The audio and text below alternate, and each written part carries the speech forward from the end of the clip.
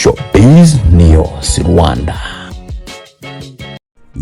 Umunyemari wo muri Tanzania yangiye guca amarenga y'urwo kunda Miss MUTESI JOLLY ntawundi ni Rugumi Saidi umaze iminsi ari kuroza kumba nkoranyambaga kubera urukundo ruvugwa hagati na Miss MUTESI JOLLY.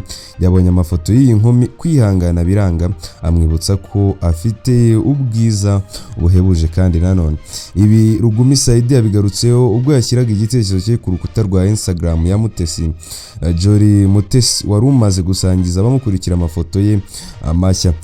Mu butumwa bwa Rugumi yagize ati buri gihe uhora uri mwiza. Ubu butumwa Rugumi yabukurikishije ishusho y'umutima w'umutuku ubusanzwe ugaragaza urukundo. Miss MUTESI JOLLY wari umaze guterwa uyu mutoma yirinze kugira ijambo asubiza uyu mugabo bamaze igihe bavugwa mu rukundo.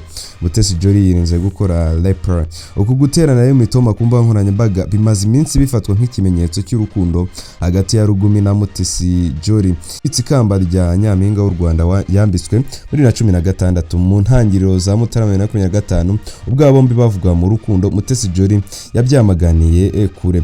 Icyo gihe mu butumwa yacishije ku rubuga rwa X, MUTESI JOLLY yagaragaje ko byari bikomeje kuvugwa by'urukundo n'uyu muherwe byose ko icyo gihe byari ari ibihuha. Ati kubanyifuriza ineza bose ndabashimira byimazeyo kukungira icyizere aho kunkekera ibindi no kunyifuriza ibyiza cyane cyane muri ibi bihe by'amagambo yo gukekeranya. Urukundo rero ni ikintu cyiza cyane kandi igihe cyose ruzampamagara nzarwakira ntashidikanya kandi ku bushake bwanjye no mu buryo bunyuze umutima wanjye.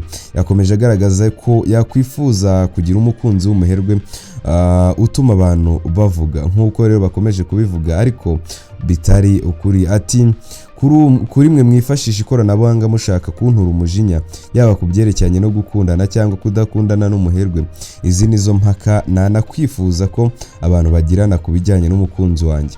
Nzi uburyo rero bwo kubakanda hababaza kandi birigaragaza. Ubu butumwa rero yabwanditse nyuma yo tariki ya 10 Mutarama 2025 kuba nkoranyambaga hakwirakwiye inkuru z'urukundo rwe na Saidi Rugumi uri mu bakunze cyangwa se mu bakunze kuvuga yuko batunze agatubutse muri Tanzania ndetse binavugwa ko acuruza imbunda.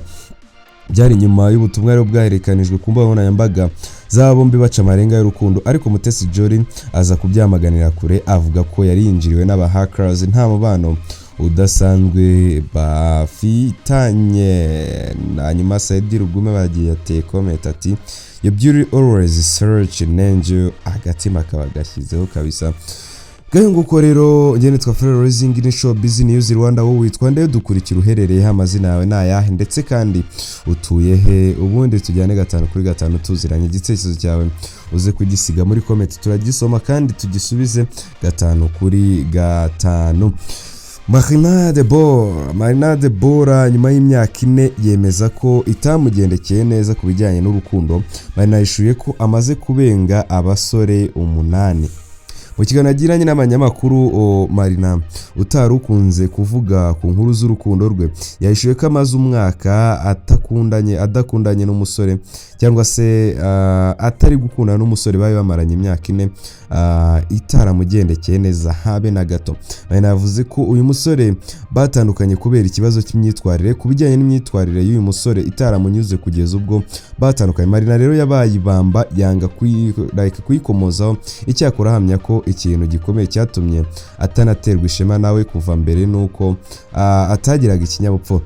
Ati icyo twapfuye ntabwo nshaka kukibabwira kuko nibanga nubwo ntamuvuga ariko nk'abantu bari batuzi cyangwa umuryango we bakumirwa. MARINA rero yavuze ko yari yarabonye uyu musore batari kurambana nubwo urukundo rwamuziritse imyaka 4 yose. Ati rero n'umuryango wanjye wari ubizi ko nahisemo nabi kuko nabo ubwabo bakundaga kunsaba kubivamo. Buri wese rero yansabaga kubivamo kugeza nubwo nanjye ubwanjye nigiraga inama ariko kubivamo bikananira burundu. Uyu muhanzikazi rero avuga ko kuba atari umuntu wigeze akunda n'abasore benshi cyane cyane ko uwo musore yari abaye wa kabiri ari byo byatumye ananirwa guhita afata icyemezo cyo kubivamo akibona ko imyitwarire y'umukunzi we idahwitse. Uyu mukobwa rero nubwo yazinutswe ibijyanye n'urukundo ahamya ko mu gihe yaba agiye gushaka umusore wamukurura ari ufite ikinyabupfura ndetse n'ubumuntu ku rundi ruhande Marina ahamya ko yifuza umusore muremure, ikijyanye no kuba ari inzobe cyangwa igikara byo ntabyo arebaho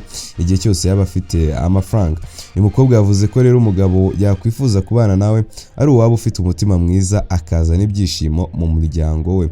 Nubwo urahamya ko yifuza kugira umuryango, Marina yavuze ko atajya atekereza cyane ku bijyanye no gushaka umugabo uretse igihe umubyeyi we aba amuteye igitutu. Ati si ibintu njya ntekereza kereka iyo mama ari kunkatira, ajya aza kunsura kuko mfite akabwa, yabona ngateruye akambwira ati abandi bakobwa bateruye abana bahereza ababyeyi abuzukuru, none wowe uteruye imbwa. Ikindi Marina yahishuye ko apfa n'umubyeyi we nuko agira ingeso yo kubenga, ndetse nawe yemera ko hari abasore 8 jya benza. Ati ngewe ibintu byo guteretana simbikunda, ngira ingeso yo kubenga, hari nabo nagiye mbenga bakarira, noneho barira nkabanga cyane. Ni gute abandi basore bari ku rugamba wokarizwa n'umukobwa? Gereranije nk'abasore 8 maze kubabenga kabisa. Marina ahamya ko mu bo yabenze harimo n'abagiye bamwegera ari mu rukundo bigatuma atabemerera kuko ngo atazi gukunda n'abasore babiri icyarimwe. Kandi ngo rero uwo ni Marina Debora amaze kubenga abasore 8. Igitekerezo cyawe ni ikihe kandi udukurikira uherereye hehe? Iyi ni Showbiz News Rwanda. Kate Bashabe umunyamideli akaba na rwiyemezamirimo. Kate Bashabe yongeye kwikoma bamwibasira n'abamwitira ku mbuga nkoranyambaga, akaba avuga ko abamutwera amadayimoni bayagumana ubwabo, asaba Imana kuyamurinda akamuba. Kuri uyu mukobwa rero uri mu bakunzwe ku mbuga nkoranyambaga yabigarutse mu mashusho yasangije amukurikira kuri Instagram, avuga ko abantu bakwiye kwitondera ibyo bandika. Ni nyuma yuko hari uwanditse igisesezo ku mashusho yabasangije aho benimbwa ye, amubwira ko nta mugabo azabona keretse ashyingiranwe n'iyo mbwa. Abivugaho yagize ati ariko reka mbabaze namwe mumbwire, iyo umuntu avuze ngo ngiyewe ngiye kwambika imbwa impeta nkingiranwe nayo, uwo muntu aba ari muzima? Ese mujya mutekereza ukuntu abantu babizeramo ariko wowe ukabyuka kubera ko ushaka views ukandika amafuti gusa? Akomeza rero yikoma bamwibasira n'abamwitira ku mbuga nkoranyambaga, ababwira ko amashitani bavuga ko afite Imana izayamurinda. Ati niba mudakunda imbwa nkaba nzikunda, abadayimoni n'ibishitani muba mutekereza ko biri ku muntu, mu izina rya Yesu bigume kure yanjye, nkunda imbwa kandi nzahora nzikunda, ibyo muvuga sinshaka no kubimenya, mureke ibintu bibi.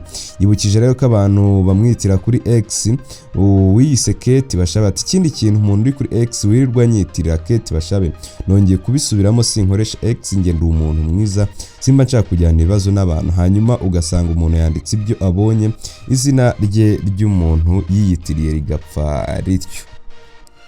Kandi Kate Bashabe nawe yikomye amwitirira n'abamuvuga uko bishakiye nyuma yuko yaraherutse gukebura urubyiruko rukoresha imbuga nkoranyambaga rutukana ku babyeyi, aho bakwiye kureka ibindi bitutsi kuko ibyo bikorwa bidakwiriye, by'umwihariko ku mubyeyi w'umugore, kubera ko atari uwo kwifashishwa mu bitutsi. Kate Bashabe rero amaze kumenyerwa mu bikorwa bitandukanye birimo byo gufasha abana. Ibiheruka nibyo mu mpera za 2024 ubwo yasangiraga iminsi mikuru n'abana 1000 bo mu karere ka Kicukiro, anabagenera ubufasha bwiganjemo ibikoresho by'ishuri, akabizeza kuzaba hafi mu rugendo rwabo rw'amasomo. Zuchu yemeje ko yakoze ubukwe na Diamond Platnumz. Did you know aya makuru? Nsumbaze nimba ariyo cyangwa atari, ariko reka tuyavuge kuko ni inkuru nabonye nagiye mbona ku binyamakuru byandika inkuru hano mu Rwanda n'ubundi z'imyidagaduro. Nyuma rero igihe gito hatangiye gucicikana ibihuha by'uko Diamond Platnumz yaba yarushinze n'umukunzi we Zuchu. Amashusho mashya yagize ku mbuga nkoranyambaga yakomeje gushimangira ayo makuru, aho Zuchu yumvikana yemeza ko yamaze kurushinga n'uyu muhanzi w'umunyabigwi. Kandi wongereye utanga igitekerezo, izina ryawe ndetse naho uherere. Mu mashusho rero yashyizwe hanze, Zuchu yagize ati mugabo wanjye ubu twashyingirana. Aya magambo yahise asamirwa hejuru n'abakunzi babo, yongeye kwemeza benshi ko ubu ari umugore wemewe wa Diamond Platnumz.